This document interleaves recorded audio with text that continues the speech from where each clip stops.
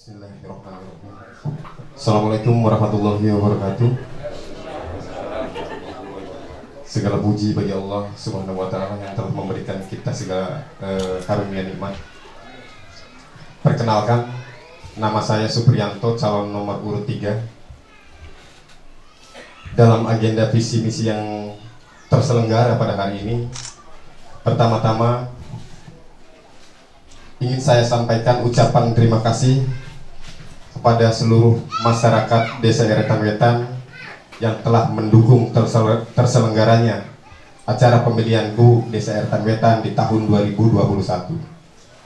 Yang kedua, saya ucapkan terima kasih kepada segenap pendukung dari semua lapisan dan kalangan, diantaranya adalah kalangan pemuka agama, tokoh masyarakat, kelompok nelayan, ibu-ibu, dan barisan pemuda seluruh Eretan Wetan yang ada di tiap blok dan masing-masing wilayah.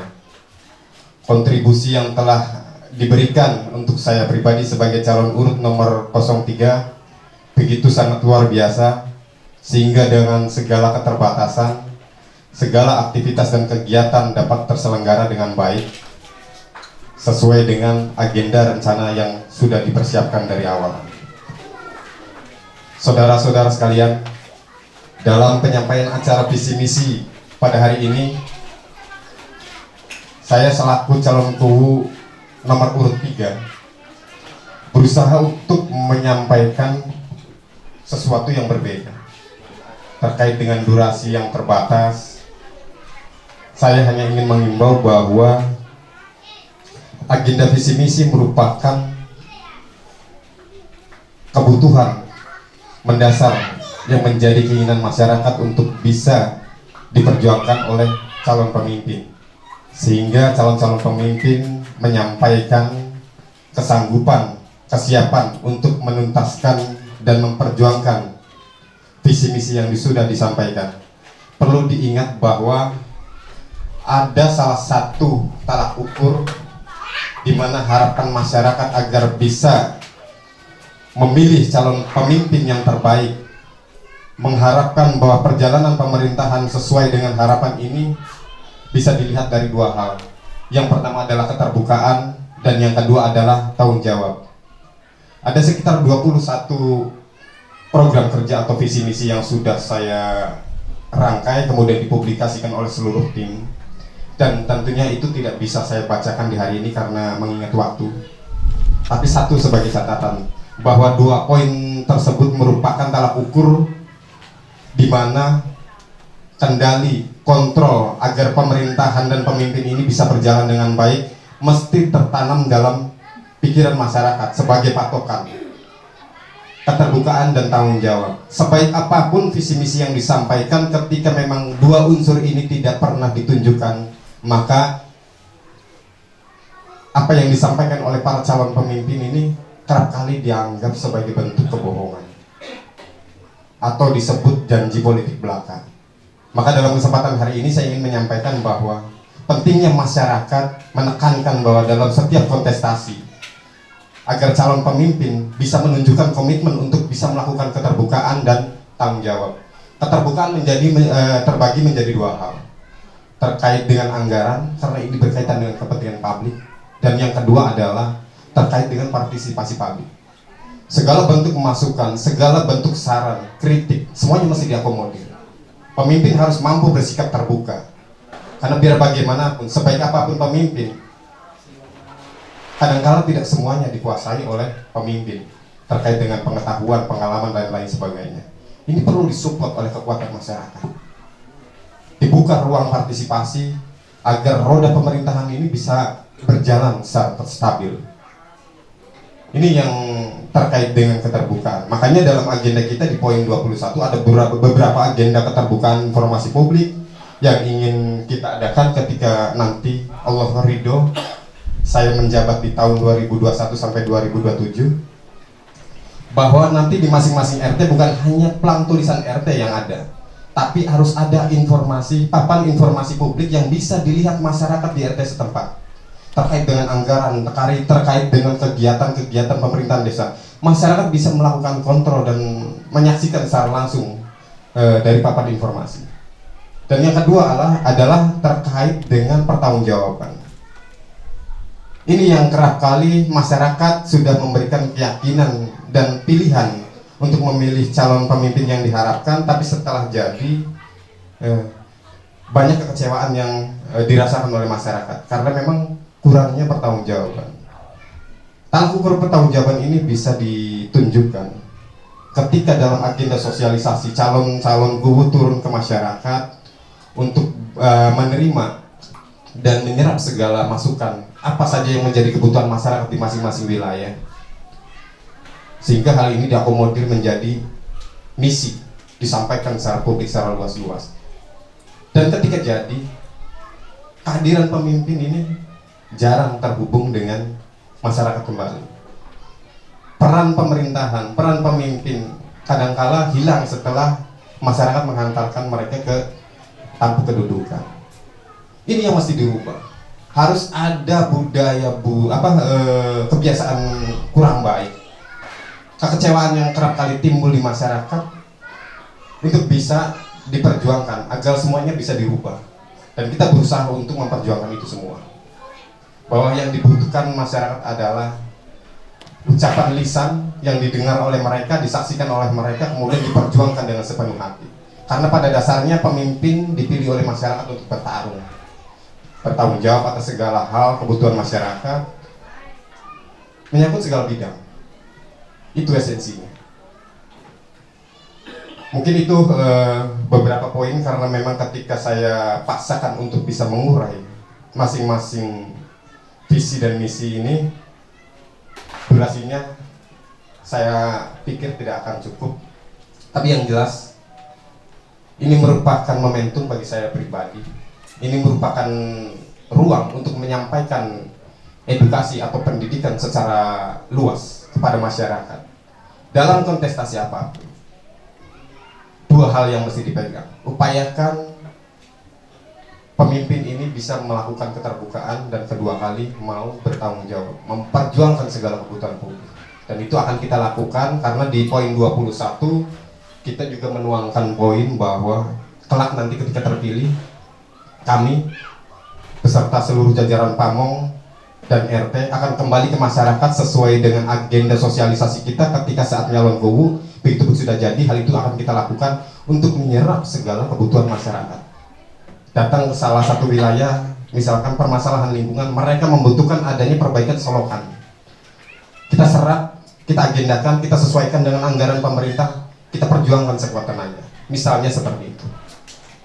Balik lagi ke masalah ke lain blok, kemudian ada yang menyampaikan terkait dengan makna keadilan, terkait dengan bantuan rasdok misalkan. Ada masyarakat yang menyampaikan bahwa Pak Kuwu punten, kita ki wong si serba terbatas dari sisi ekonomi, tapi kenapa tangga sejen oli kita orang oli, kayaknya beli adil temen, misalkan seperti itu. Ditemukan permasalahan-permasalahan yang menyangkut makna keadilan, kita perjuangkan segala sesuatu yang menjadi kebutuhan masyarakat untuk bisa menunjukkan makna keadilan. Kita akan sekuat tenaga selama 6 tahun memperjuangkan itu. Karena satu, makna sesungguhnya kontestasi yang terselenggara hari ini bukanlah merupakan ajang kompetisi yang bukan ajang kompetisi yang sesungguhnya, tapi merupakan proses seleksi di mana masyarakat berusaha untuk memilah mana yang menurut cara pandang masyarakat ini merupakan yang terbaik dan dianggap mampu membawa perubahan yang jauh lebih besar untuk eretan wetan. Dan ketika berakhirnya kontestasi ini, kemudian ada salah satu yang terpilih dengan kekuatan suara terbanyak, ini bukanlah kemenangan sesungguhnya, tapi calon tersebut merupakan calon yang lolos dari seleksi publik. Karena pertarungan yang sesungguhnya ketika calon tersebut terpilih kemudian menjabat selama 6 tahun, di situ letak pertarungan terjadi. Apakah masyarakat puas atau tidak? Apakah tanggung jawab pemimpin ini mampu ditunjukkan atau tidak? Ditentukan letak keberhasilan dan kegagalan seorang pemimpin. Ketika banyak dihujat dan tidak mampu memberikan tanggung jawab, kekalahan seorang pemimpin terjadi di situ. Begitu pun sebaliknya. ketika segala bentuk kegiatan pemerintah, peran pemimpin ini mampu melengkapi segala kebutuhan masyarakat, dilihat dengan sepenuh hati memperjuangkan kebutuhan masyarakat, dan dianggap cukup, itu letak keberhasilan seorang pemimpin. Ini catatan, ini yang harus dijadikan pegangan moral bagi kita semua. Jangan sampai agenda visi misi selalu dibuka dalam setiap kontestasi, kemudian apa hasilnya? Masyarakat sudah terlalu muak kemudian menganggap itu hanya omong kosong belaka. Tunjukkan visi misi yang kuat ketika sampean sudah jadi, kembalilah ke masyarakat, dengarkan suara mereka, kemudian perjuangkan apa yang menjadi kebutuhan mereka. Itu yang harus dilakukan. Kita berkomitmen. Apa yang kami perjuangkan sampai sejauh ini, saya pun menyadari dari kontribusi seluruh lapisan masyarakat, terutama komponen pemuda. Hari ini kita memiliki melihat, saya secara pribadi melihat sesuatu yang sangat luar biasa. Betapa dahsyat kekuatan pemuda yang terjadi di hari ini. Kekuatan kesadaran tumbuh dari lini pemuda. Segala bentuk kekurangan dan keterbatasan saya dilengkapi oleh seluruh jaringan pemuda. Dari sisi kampanye, pembiayaan dan lain-lain, waktu, energi, semuanya ditumpahkan. Saya melihat bahwa ini merupakan harapan, ini merupakan impian. Mereka berharap bahwa ke depan harus ada sesuatu yang jauh lebih baik terjadi di era terdepan. Makanya saya memiliki agenda khusus bahwa apapun yang terjadi, ketika porsi kepemimpinan nanti saya ambil, saya memiliki agenda besar bahwa harus ada ruang khusus untuk pemuda, harus ada sebuah tantangan bahwa generasi yang akan datang harus jauh lebih baik daripada generasi kita hari ini. Ini komitmen kita. Terima kasih saya sampaikan sebagai bentuk keterbatasan saya mengingat terkait dengan waktu. Jadi mohon maaf sebelumnya pada panitia karena memang dari rangkaian visi misi hasil dari serapan kebutuhan publik yang sudah saya rangkum, sudah saya catat dan saya kirim ke panitia, tidak semuanya saya baca karena memang ada titik poin berpenting, yaitu pesan moral bahwa dalam agenda visi misi dihimbau kepada seluruh masyarakat, tekankan dalam kontestasi apapun, selesai kontestasi ini pun terjadi, misalnya sudah berakhir, muncul calon-calon pemimpin, upayakan ikat mereka dengan komitmen moral agar mereka mau bersikap terbuka dan kembali berjuang di masyarakat setelah jadi. Itu yang kerap kali diingkari. Ini yang menghabiskan mental masyarakat, ini yang merusak kepercayaan masyarakat terhadap peran-peran pemimpin. Semoga apa yang kita ikuti terkait dengan terselenggaranya acara pemilihan PU di Desa Eretan Wetan ini bisa membuahkan hasil, dan tentunya harapan terbesar kita harus ada perubahan yang jauh lebih baik untuk Eretan Wetan, desa kita, tanah kelahiran kita tercinta. Itu sebagai bahan penutup terkait dengan tambahannya, selaku calonku nomor urut 3, saya menyampaikan ucapan terima kasih yang sangat-sangat begitu besar kepada seluruh jajaran relawan dan pendukung yang sudah sampai sejauh ini terlibat, dan masyarakat Eretan Wetan secara umum yang begitu khidmatnya mengikuti acara penyelenggaraan pesta demokrasi di tahun 2021 di Desa Eretan Wetan, sehingga sampai sejauh ini masih berjalan kondusif ya Pak Ketua. Sebagai kata terakhir, saya secara pribadi mohon doa dan dukungan dari seluruh masyarakat Desa Eretan Wetan. Semoga di tahun 2021 selesai acara di tanggal 2 Juni, Eretan Wetan sudah mulai bergerak secara entah untuk bangkit. Terima kasih. Assalamualaikum warahmatullahi wabarakatuh. Waalaikumsalam warahmatullahi wabarakatuh. Demikianlah tadi penyampaian visi misi yang telah disampaikan oleh calonku Desa Eretan Wetan dengan nomor urut 3 atas nama Bapak Supriyanto. Mudah-mudahan saja apa yang telah disampaikan tadi kiranya bisa dapat dipahami oleh segenap masyarakat dalam memilih figur seorang calon pemimpin untuk Desa Eretan Wetan 6 tahun ke depan.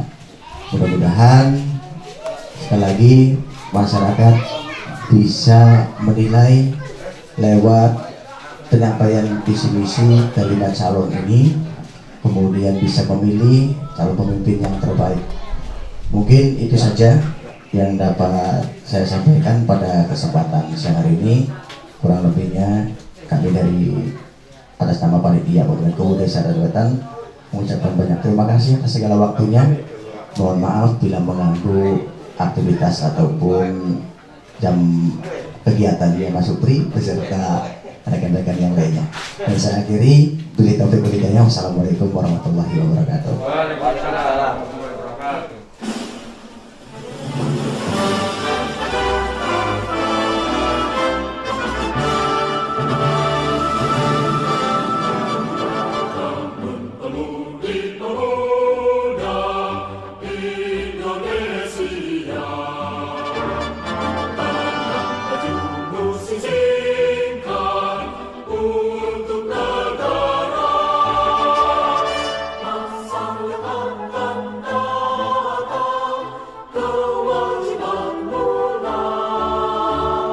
Menjadi